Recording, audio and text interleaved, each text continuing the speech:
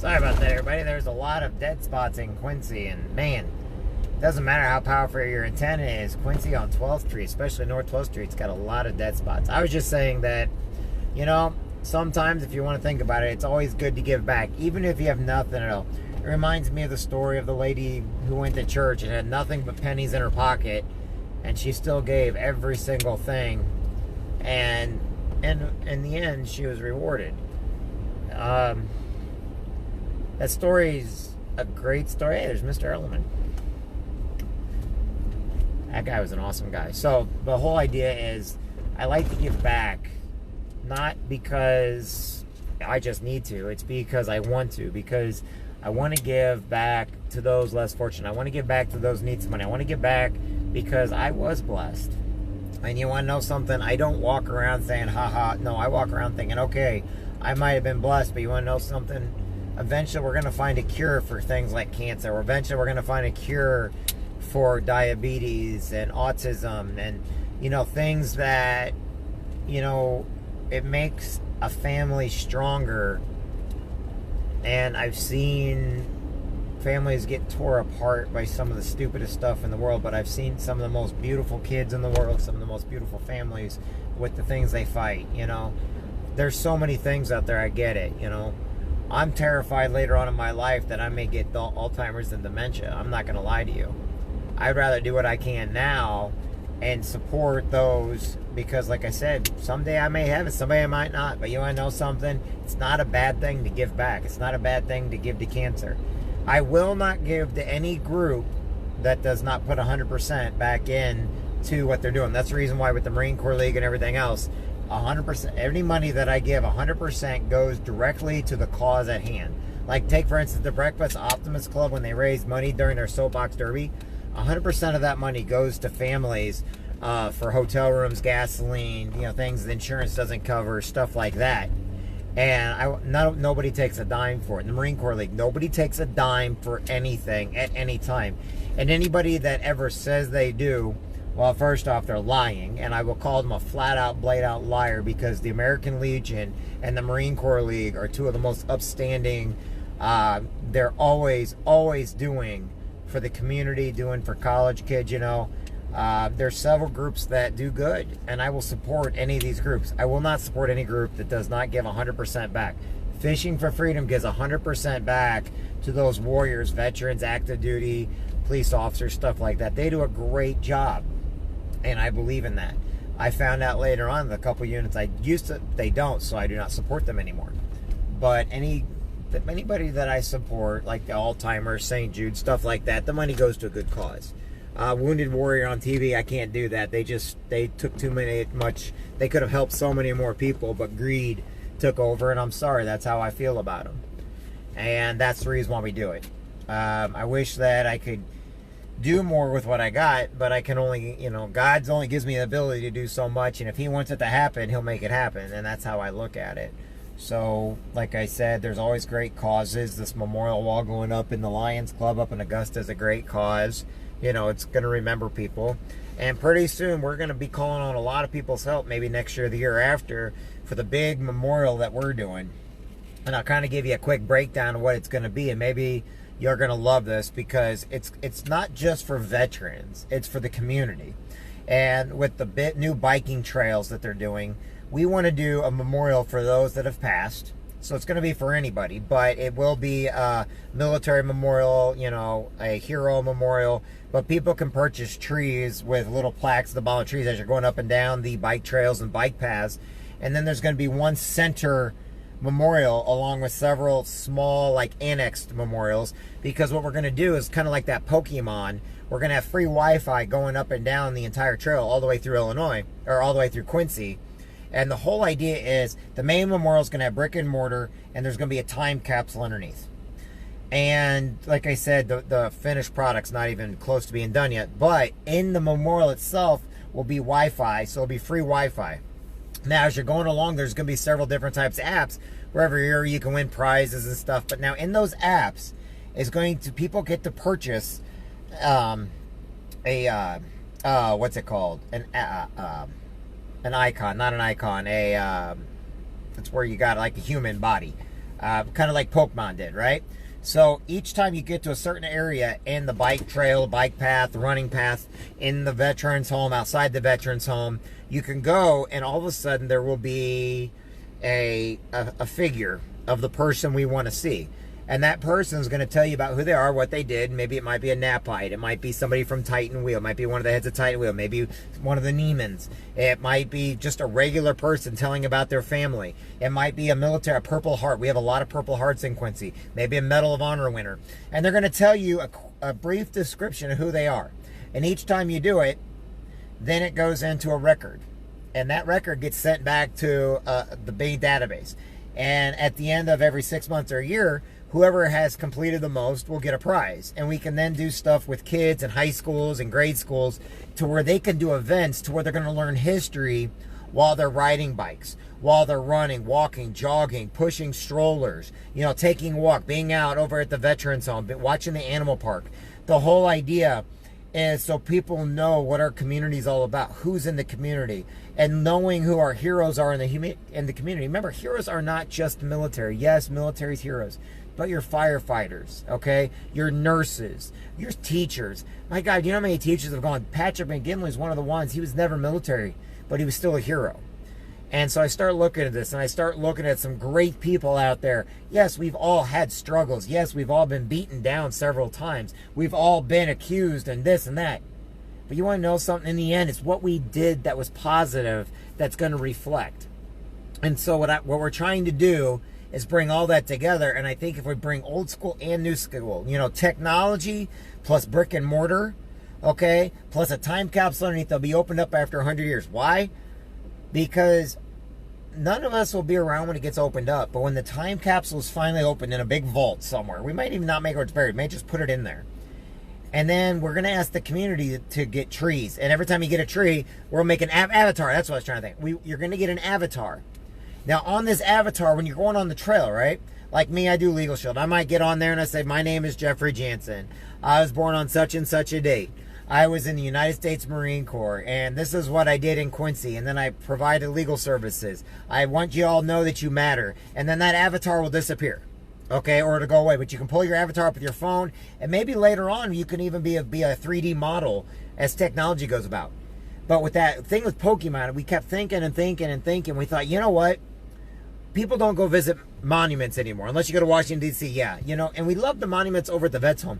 But how do you get people to keep returning, keep coming back when they have no reason? Well, what if you had a reason? And what if the avatars kept changing, but outside of every memorial and every tree, there's an avatar of a family that donated the money, of a family, and you know, we're going to make it to where everybody can do it. Doesn't matter what if they're poor or rich, whatever else. We want people to know who was here in Quincy. And at one point in time when you're done, and you get everything done, you can actually look on your phone and you can see the trail of all the people standing there, kind of at attention, kind of there. Okay, maybe holding a flag or something, whether it's civilian or military alike, but it's our community. And I'm hoping that when we do this, and I want to push hard for this, that you'll see all of our different mayors, all of our different politicians, all of our different school teachers. And the way this trail is, it's so big and they need money to build the trail, which is, of course, is a good thing, that maybe, just maybe, everybody will have a spot that's ever been here and we can tell about our heritage from Quincy. And as you're going down, you can find your family members. Kind of like when people go to Woodland Cemetery, they see all the history over there of all the different gravestones and everything. This particular one's going to be difficult because it's going to require almost all of Quincy, all of Adams County.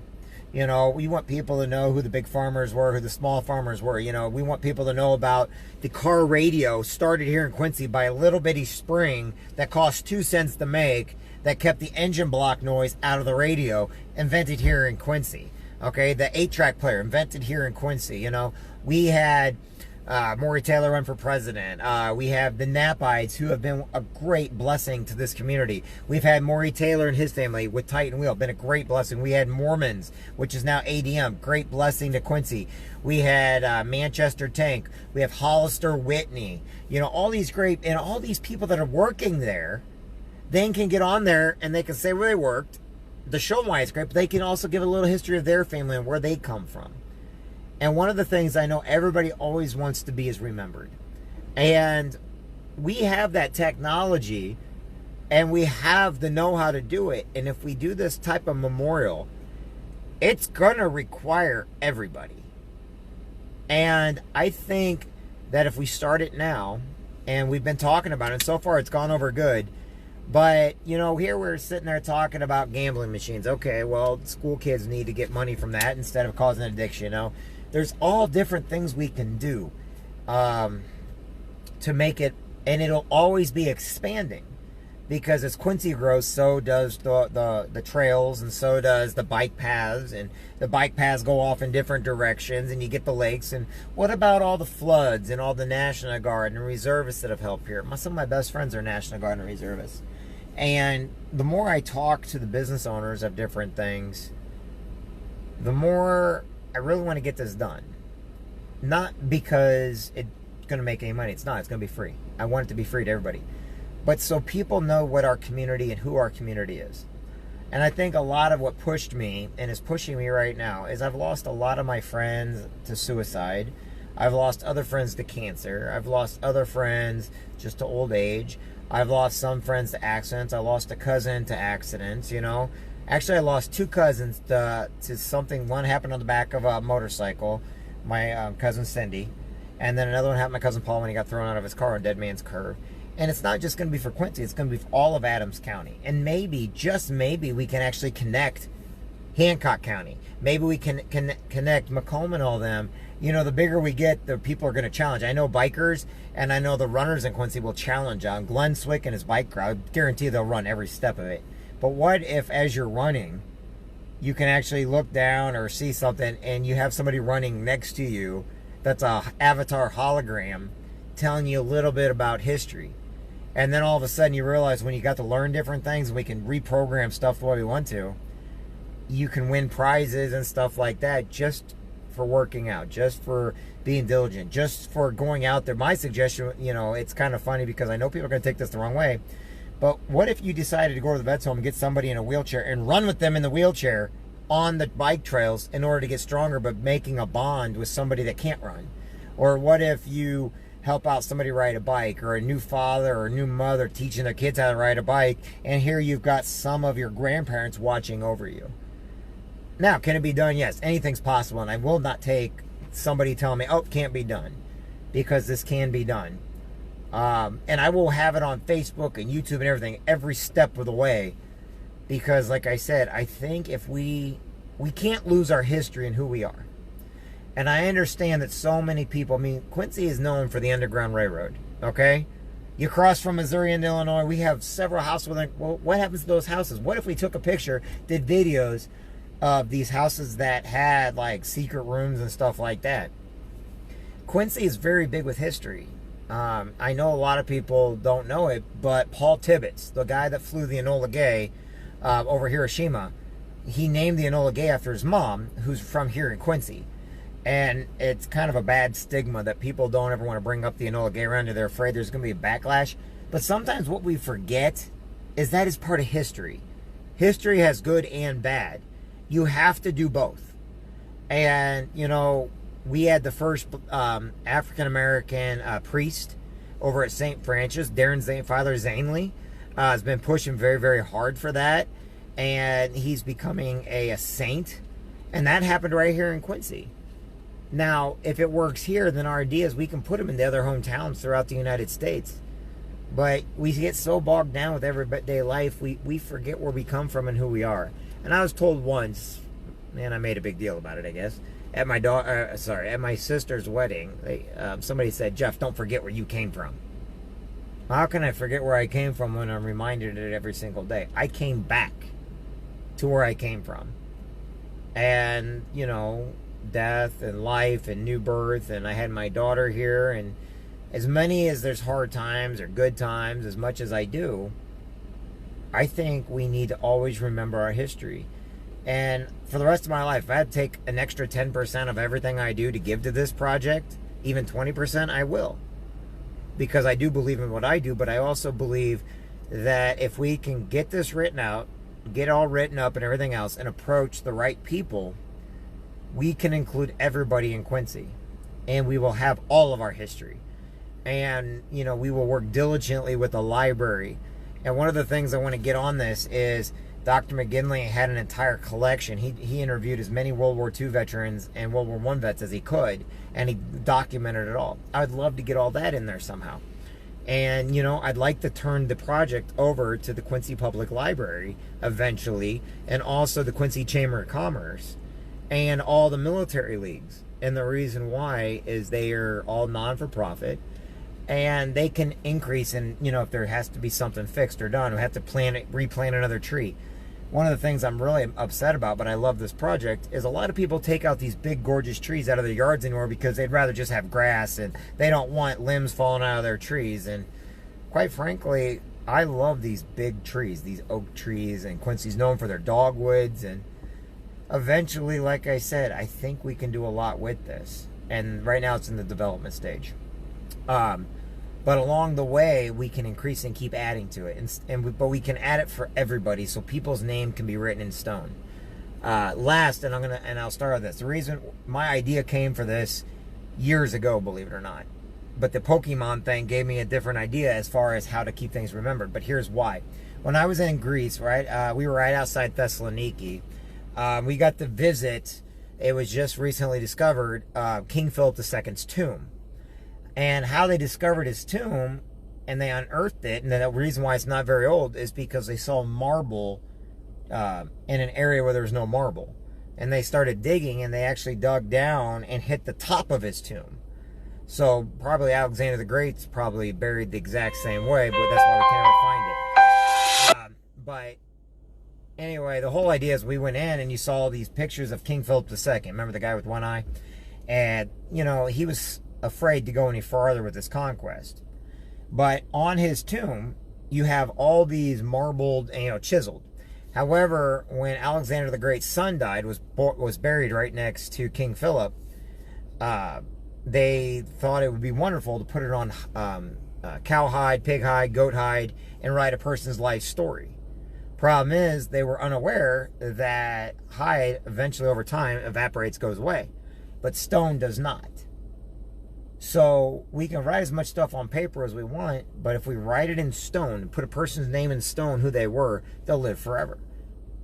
So we think. So anyway, now that you guys got to hear me go on about a project that I believe in, we're going to talk more about it, because I think it's about time to start, you know, getting it into the development stages. So anyway, have a great day, everybody, and I will talk to you later. I got one of my brothers giving me a call, so I will talk with everybody later. Love each and every one of you. Drive safe if you're a truck driver. If you're a friend of mine, you know I love you. If you're not a friend of mine, hey, thanks for watching. You're awesome, and you're already a friend of mine. So Dale, Randy, hi. Who else is on here? Hey, Jay, what's going on, my friend? Lonnie, love you. Lon Webster, how you doing? Melissa, love you, sweetheart. Mark Miller, love you, brother. William Ford, love you, brother. Larry Embry, always love you, my friend. Anyway, have a great day, everybody, and I'll talk to everybody soon.